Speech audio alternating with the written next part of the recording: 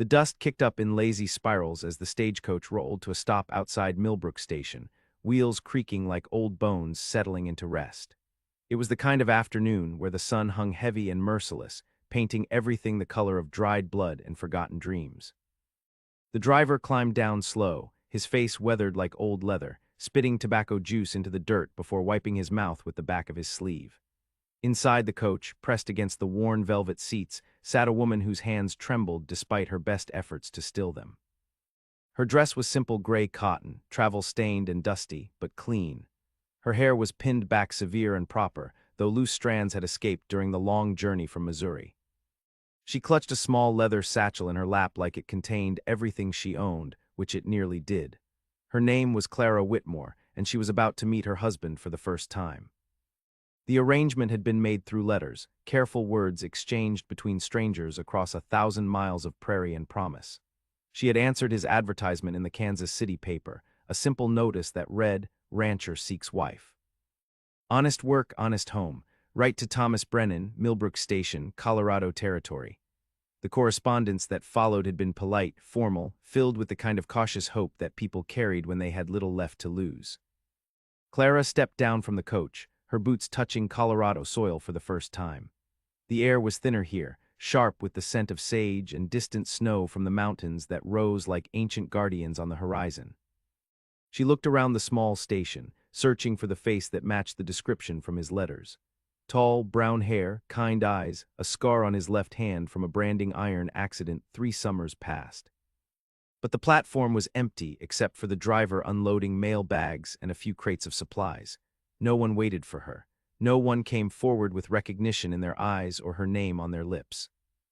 The driver glanced at her, then at the small crowd that had gathered to watch the weekly stage arrival. "You being met, miss?" Clara nodded, though uncertainty crept into her voice. "Yes, I believe so, Mr. Thomas Brennan." "Do you know him?" The driver's expression changed, grew careful. He looked at the station master, an older man with wire spectacles who had been sorting through the mail. The two exchanged a glance that spoke of knowledge Clara did not possess. "Well," the driver said slowly, "I reckon you best speak to Mr. Henderson there. He runs the station." Henderson approached, removing his spectacles and cleaning them with deliberate care. His movements were those of a man preparing to deliver news that would sit heavy on his conscience. "Miss Whitmore, I presume."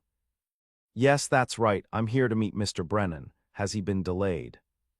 Henderson's jaw worked silently for a moment. Behind him, the small crowd had grown quiet, their conversations dying to whispers. "Miss, I'm afraid I have some difficult news. Thomas Brennan passed away 2 weeks ago. Fever took him sudden-like. We sent word, but I suppose it didn't reach you in time." The words hit Clara like a physical blow. She swayed slightly, her grip tightening on the satchel. The ground beneath her feet seemed to shift, as if the very earth had become unreliable. "Passed away."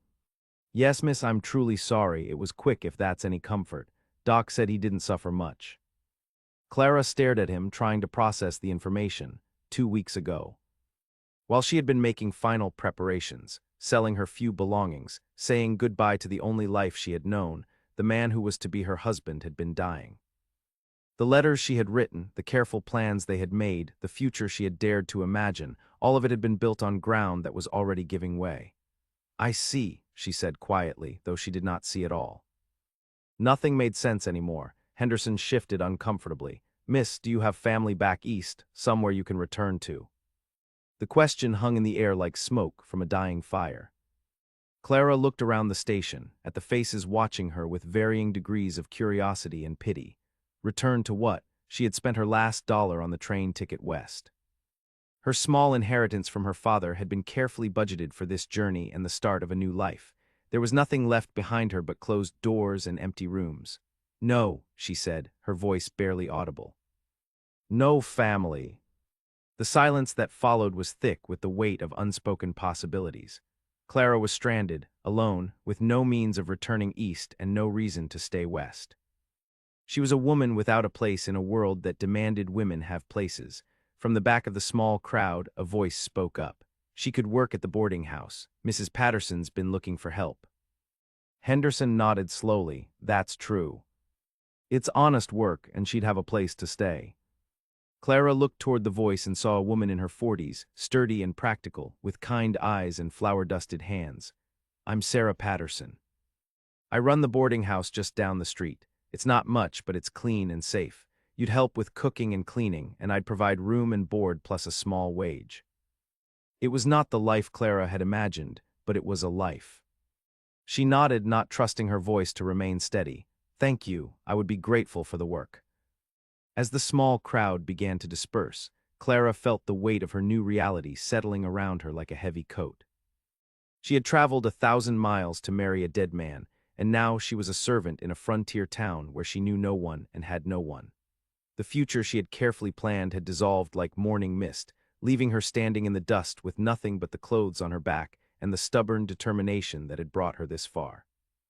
Mrs. Patterson approached, her expression gentle but businesslike. "Come along then, dear, let's get you settled. Tomorrow's soon enough to start working, but today you need rest and a proper meal." Clara followed her new employer down the dusty main street of Millbrook Station, past the general store and the saloon, past the church with its simple wooden cross and the blacksmith shop where the ring of hammer on anvil provided a steady rhythm to the afternoon. She tried not to think about the letters in her satchel, the careful words Thomas Brennan had written about his ranch, about the life they would build together, about the children they might have and the dreams they would share. The boarding house was a 2-story frame building with a wide porch and clean windows. Mrs. Patterson led her inside, through a parlor furnished with simple but comfortable furniture, and up a narrow staircase to a small room under the eaves. It contained a bed, a washstand, and a single window that looked out over the street. "It's not much," Mrs. Patterson said, "but it's yours. Meals are at 6, noon and 6. Church on Sundays if you're inclined." "Any questions?" Clara shook her head, setting her satchel on the bed. "No, ma'am, thank you for your kindness."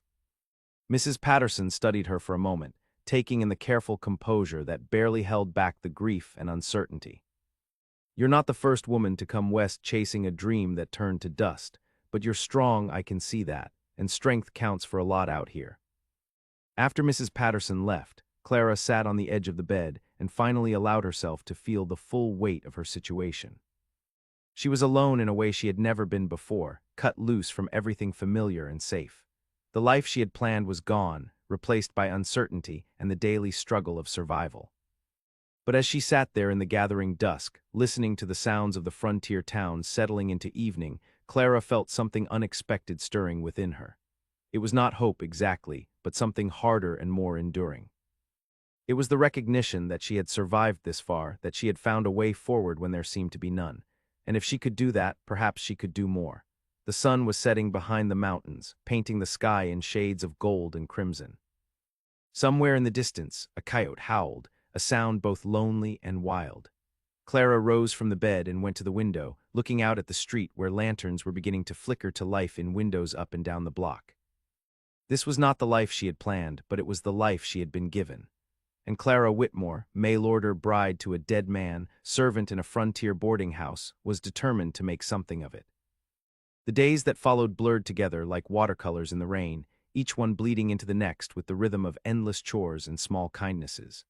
Clara rose before dawn, her hands learning the weight of cast iron pans and the particular way flour had to be sifted just so to make Mrs. Patterson's famous biscuits. She swept floors worn smooth by countless boots, changed bed linens that smelled of tobacco and whiskey and the particular loneliness that clung to traveling men, and served meals to boarders who nodded politely but rarely spoke her name. The work was honest but hard, the kind that left her fingers cracked and her back aching by evening. Yet there was something almost comforting in the routine, in the way each task had its place and purpose. She had structure again, even if it was not the structure she had dreamed of during those long nights in Missouri, reading Thomas Brennan's letters by lamplight and imagining the life they would build together. Mrs. Patterson proved to be a fair employer, stern but not unkind, with the sort of practical wisdom that came from years of managing both a business and the rough men who frequented it. She taught Clara which boarders to avoid after they'd been drinking, how to make coffee strong enough to wake the dead, and the delicate art of mending torn clothing with stitches so small they were nearly invisible. "A woman alone has to be twice as careful and 3 times as clever," she told Clara one evening as they worked together in the kitchen, preparing tomorrow's bread. Men will test you, see what you're made of. Show weakness once and they'll remember it forever. Show strength and they'll respect you for it. Clara absorbed these lessons like dry earth absorbing rain. She learned to keep her voice steady when dealing with difficult customers, to meet their eyes without flinching, to carry herself with the quiet dignity that demanded respect even from those who might not be inclined to give it freely. It was during her third week in Millbrook Station that she first noticed him. He came into the boarding house just after noon, hat in hand, boots dusty from the trail. He was tall and lean, with the kind of weathered face that spoke of long days under the sun and longer nights under the stars. His clothes were clean but worn, patched in places with careful stitches that suggested a man who knew the value of making things last. What struck Clara most was the way he moved, with a quiet economy of motion that wasted nothing, like a man who had learned that every gesture counted. He approached the front desk where Clara was working on the ledger, updating the accounts with Mrs. Patterson's careful script. When he spoke, his voice was low and steady, with the particular cadence of someone who chose his words carefully. "Ma'am, I'm looking for work," heard Mrs. Patterson might need help with repairs around the place. Clara looked up from the ledger, meeting his eyes. They were gray, like storm clouds gathering on the horizon, and there was something in them that spoke of depths she could not fathom. "I'll get Mrs. Patterson for you, Mr. Colt, Jessie Colt." She found Mrs. Patterson in the pantry, counting supplies with the methodical precision of someone who had learned that waste could mean the difference between profit and ruin. "There's a man here about work, says he heard you might need help with repairs." Mrs. Patterson's eyebrows rose slightly. "What's his name?" "Jessie Colt." Something shifted in Mrs. Patterson's expression, a flicker of recognition followed by careful consideration. "I see. Well, send him back here. I'll speak with him." Clara returned to find Jessie Colt examining the front door, running his fingers along the frame where the wood had begun to warp. He looked up when she approached, and she found herself momentarily caught by the directness of his gaze. "Mrs. Patterson will see you now," through the kitchen past the pantry. He nodded, replacing his hat with the same careful precision with which he had removed it. "Thank you, ma'am." As he walked away, Clara found herself watching the way he moved, the quiet confidence in his stride. There was something about him that seemed both familiar and foreign, like a half-remembered song or a face glimpsed in a crowd. She shook her head, returning to the ledger, but her concentration was broken, the neat columns of figures swimming before her eyes. 20 minutes later, Jessie Colt emerged from the back of the house, Mrs. Patterson beside him. They shook hands like people who had reached an understanding, and Clara heard Mrs. Patterson say, "You can start tomorrow, 7 sharp." After he left, Mrs. Patterson returned to the front desk, her expression thoughtful. Clara looked up from the ledger, curiosity winning over discretion. "Did you hire him?" "I did. Place needs fixing up and he seems capable enough." Mrs. Patterson paused, studying Clara's face.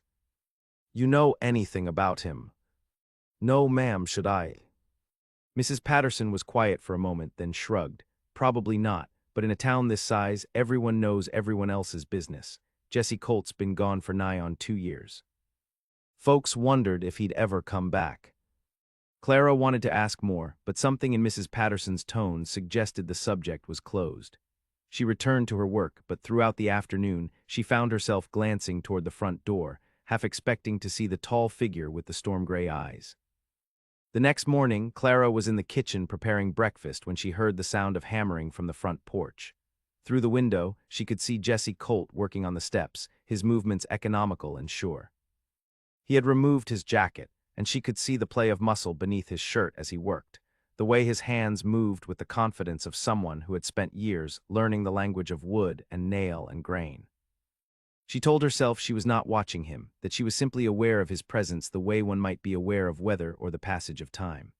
But when he paused to wipe sweat from his brow, when he stepped back to examine his work with the critical eye of a craftsman, she found her own work slowing, her attention drawn to the rhythm of his labor. During the noon meal, he came into the dining room with the other boarders, taking a seat at the long table where the men gathered to eat and share the day's news. Clara served the meal as she always did, moving quietly between the kitchen and the dining room, refilling coffee cups and clearing plates. But she found herself acutely aware of his presence, of the way he ate with the same careful economy that marked all his movements, of the way he listened to the conversation around him without adding much to it. It was during dessert that the conversation turned to the topic that had been dancing at the edges of polite discourse since Clara's arrival. "Shame about young Brennan," said one of the boarders, a traveling salesman named Mitchell who had been staying at the boarding house for the better part of a week. "Heard he was all set to marry some girl from back east." Clara's hands stilled on the coffee pot she was holding. The dining room grew quiet, the kind of silence that suggested everyone knew exactly who that girl had been. "Poor thing," Mitchell continued, either oblivious to the tension or choosing to ignore it. "Can't imagine what it must be like, coming all that way to find your intended dead and buried." "Mitchell, Mrs." Patterson's voice cut through the silence like a blade. "Perhaps we could discuss something else." But Mitchell was the sort of man who mistook awkwardness for entertainment. "I'm just saying it's a tragedy, young woman like that, alone in the world. Makes a man wonder what'll become of her." Clara felt the weight of every eye in the room, the careful sympathy mixed with curiosity that had followed her since her arrival.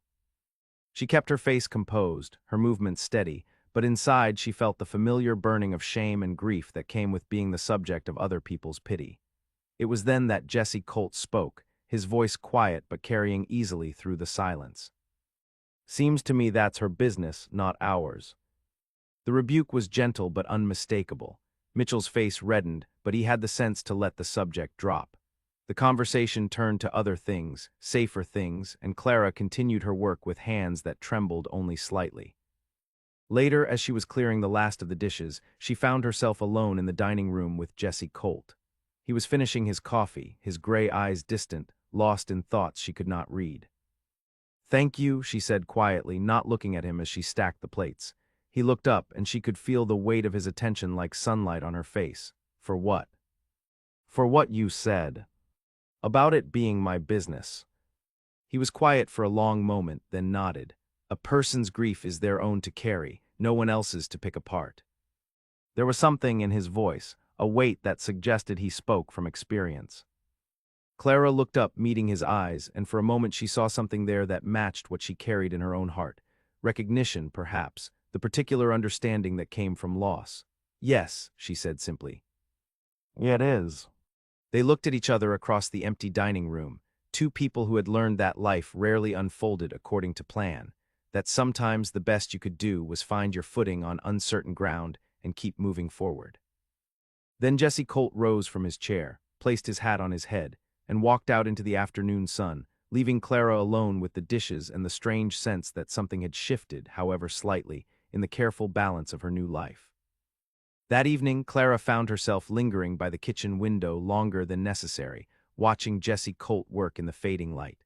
He had moved from the front porch to the side of the building, where a section of siding had warped and pulled away from the frame. His movements were methodical, patient, the kind of work that could not be rushed without ruining the whole effort. Mrs. Patterson appeared beside her, wiping her hands on her apron. "He's got good hands for the work," she observed, her tone carefully neutral. Clara nodded, not trusting herself to speak. There was something about the way he worked that reminded her of her father, back when she was a child and the world still made sense. The same quiet concentration, the same respect for the tools and materials, the same understanding that good work was its own reward. "Known him long?" Clara asked, trying to keep the question casual. "Mrs." Patterson was quiet for a moment, her eyes on the figure working in the gathering dusk. "Since he was a boy. His family had a spread about 10 miles north of here before the drought hit. Lost everything in the dry years, then lost more when the bank came calling." She paused as if deciding how much to reveal. "His father took it hard, took to drinking, then took to his fists. Jesse left when he was barely 17, said he was going to make his fortune and come back to buy the place back." Mrs. Patterson's voice carried the weight of old sadness. "That was near 8 years ago. He came back once, about 2 years past, but whatever he found here sent him riding out again within a week." Clara absorbed this information, filing it away with the growing collection of observations she had made about Jesse Colt. The careful way he handled tools as if they were precious, the way he ate like someone who had known hunger, the way he listened to conversations without joining them as if he was still learning how to be part of the world again. "And now he's back," Clara said. Now he's back, Mrs. Patterson agreed. Question is, for how long this time? The next morning brought rain, a steady downpour that turned the streets to mud and sent boarders scurrying for cover. Clara stood at the front window, watching the water cascade from the eaves, when she noticed Jesse Colt on the porch.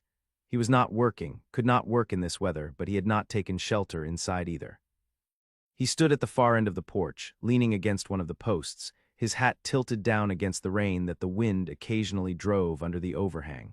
Without quite deciding to do it, Clara found herself walking to the front door. She opened it and stepped out onto the porch, the sound of rain on the roof suddenly loud in her ears. Mr. Colt. He turned, and she saw that his eyes held the same distant quality she had noticed before, as if he was seeing something beyond the present moment. "Ma'am, I thought you might like some coffee. It's a cold morning." He studied her face for a moment, as if trying to read some hidden meaning in her words. Then he nodded. "That's kind of you." She went back inside and returned with 2 cups, handing one to him. The coffee was strong and black, the way Mrs. Patterson had taught her to make it, and the warmth of the cup felt good against her palms. They stood in comfortable silence, watching the rain turn the world gray and soft. Clara found herself stealing glances at his profile, noting the way his jaw was set, the small scar that ran from his left ear to his collar, the way his hands wrapped around the coffee cup like he was trying to absorb its warmth. "Beautiful country," she said finally, gesturing toward the mountains that rose beyond the town, their peaks lost in low clouds. "It is," he agreed, "unforgiving but beautiful." There was something in his tone that made her look at him more closely. "You sound like you know it well." He was quiet for a long moment, then nodded. "Grew up here. Every rock and tree, every creek and canyon. Used to think I'd never leave." "But you did." "But I did." He took a sip of coffee, his eyes distant. "Sometimes leaving is the only choice you have left." Clara understood something about that, about the way circumstances could close around you like a fist, leaving only one way out. And sometimes coming back is the only choice you have left. He looked at her then, really looked at her, and she saw recognition in his eyes. Not of her face, but of something deeper, some shared understanding of what it meant to have your life stripped down to its essentials, to find yourself starting over with nothing but will and determination. "Yes," he said quietly, "sometimes it is." The rain continued to fall, drumming against the roof and running in rivers down the street. Clara found herself reluctant to go back inside, to return to the familiar routine of chores and careful politeness. Out here on the porch, with the rain creating a curtain between them and the rest of the world, she felt something she had not felt since leaving Missouri. She felt like herself again, not the mail-order bride who had failed to marry her intended, not the servant girl who cleaned rooms and served meals, but Clara Whitmore, a woman with her own thoughts and feelings, and the right to express them. "I should get back to work," she said finally, though she made no move to leave. "Should I?" he agreed, glancing at his tools where they sat protected under a tarp. But neither of them moved, and Clara found herself thinking about the strange turns life could take, the way a person could set out for one destination and end up somewhere entirely different. She had come west to marry Thomas Brennan, to build a life with a man she had never met. Instead, she was standing on a boarding house porch, sharing coffee with a drifter whose eyes held secrets she could not begin to fathom. "Mr. Colt," she said, the words coming out before she could stop them. "Do you ever wonder what would have happened if you had made different choices?" He turned to look at her, and she saw something flicker in his expression, surprise perhaps, or recognition. "Every day," he said simply. "I came here to marry a man I had never met," she heard herself saying. "Thomas Brennan. We had been writing letters for months, planning a life together. When I arrived, I found out he had died 2 weeks earlier." Jesse Colt's expression grew grave. "I'm sorry for your loss." "The strange thing is," Clara continued, "I'm not sure it was a loss exactly. How can you lose something you never really had? I'm sad for him, for his death, but I'm not sure I'm grieving the life we might have had together. I'm grieving the idea of that life, the possibility of it." She paused, wondering why she was telling him this, why she felt compelled to share thoughts she had barely admitted to herself. "I keep thinking about all the choices that led me here. If I had not answered his advertisement, if I had stayed in Missouri, if I had been braver or more foolish or more practical. Each choice led to another, and another until I ended up here, in this place I never planned to be." Jesse Colt was quiet for a long moment, his eyes on the rain-soaked street. When he spoke, his voice was thoughtful. My father used to say that life was like following a river. You can try to swim against the current, or you can let it carry you where it will. Either way, you end up downstream from where you started. And which do you think is better? He smiled then, a small, sad smile that transformed his entire face. I think maybe the trick is knowing when to fight and when to let go. Clara found herself smiling back, feeling something lighten in her chest. That sounds like wisdom. If it is, it's hard-earned. They finished their coffee in companionable silence, and when the rain finally began to ease, Clara collected the empty cups and prepared to go inside. As she reached the door, Jesse Colt spoke again. Miss Whitmore. She turned back to him, surprised by the use of her name. She had not realized he knew it. Thank you for the coffee and for, he paused, as if searching for the right words. For understanding. Clara nodded, feeling heat rise in her cheeks. Thank you, Mr. Colt, for listening. As she went back inside, Clara found herself thinking about the conversation, about the way Jesse Colt had listened to her words without judgment, without the careful pity she had grown accustomed to seeing in other people's eyes. He had not tried to offer solutions or comfort, had not suggested that everything happened for a reason or that time would heal all wounds. He had simply listened, and in that listening, she had found something she had not expected to find again. She had found understanding. Over the following days, Clara found herself increasingly aware of Jesse Colt's presence, not in any dramatic way, but in the small moments that made up the rhythm of daily life. The sound of his hammer in the early morning, the way he nodded politely when their paths crossed, the careful attention he paid to his work. She began to notice things about him that she had not seen before, the way he always cleaned his tools before putting them away, the way he spoke gently to Mrs. Patterson's old dog, the way he sometimes paused in his work to look toward the mountains with an expression she could not quite read. She also began to notice the way other people in the town reacted to him. There was something in their manner, a careful distance that spoke of old history and unfinished business. The men at the general store nodded when he passed, but their conversations grew quieter. The women looked at him with a mixture of curiosity and caution, as if he was a puzzle they could not quite solve. It was during her weekly trip to the general store that Clara learned more about the source of this wariness. She was selecting vegetables for the week's meals when she overheard a conversation between two women near the fabric counter. Still can't believe he had the nerve to come back, one was saying, her voice pitched low but carrying clearly in the small space. After what happened with the Hendricks place, the other replied, shaking her head. Poor Sarah Hendricks, having to see his face around town again. Clara's hands stilled on the potatoes she was examining. Sarah Hendricks was the banker's daughter, a pretty woman about Clara's age who taught at the local school. Clara had seen her in church, had noticed the way men's eyes followed her when she walked down the street. It wasn't his fault what happened, the first woman said, though her tone suggested she was not entirely convinced. Judge cleared him of any wrongdoing. Being cleared by law and being cleared by conscience are two different things, the second woman replied. That boy died because of choices Jesse Colt made, cleared or not. Clara felt her stomach tighten. A boy had died. Whatever had driven Jesse Colt away from Millbrook Station 2 years ago, it had involved death and it had involved Sarah Hendricks. Still, the first woman continued, it's been 2 years. Maybe it's time to let sleeping dogs lie. Tell that to the Hendricks family. Tell that to Sarah, having to see him every day, remembering what she lost.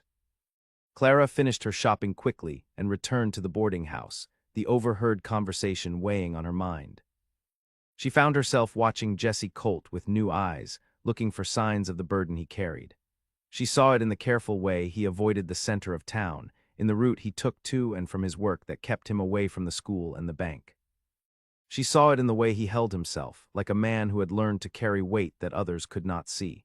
That evening, as she was preparing dinner, Mrs. Patterson appeared in the kitchen doorway. You've been quiet today. Everything all right? Clara considered her words carefully. I heard some talk at the store about Mr. Colt.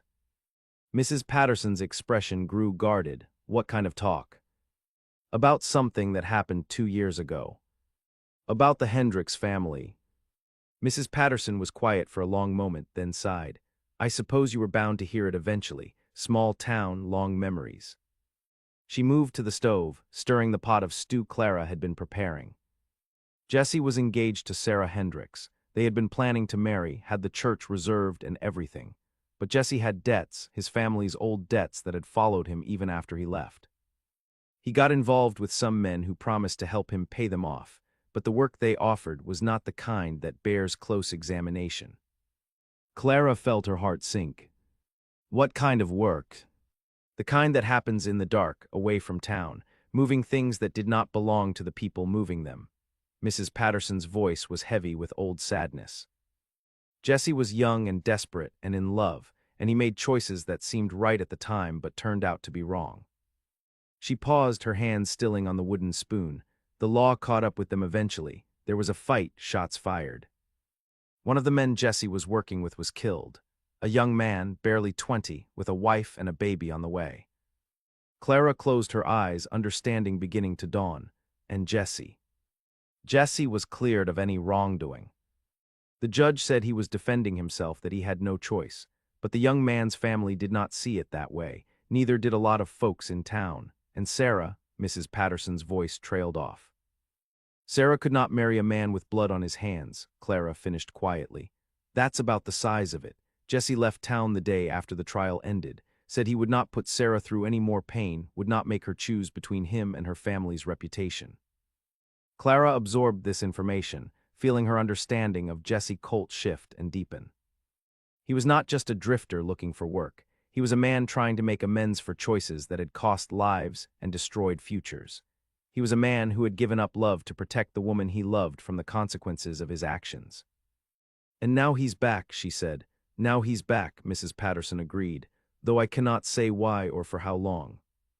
That night Clara lay in her narrow bed under the eaves, listening to the sounds of the boarding house settling into sleep.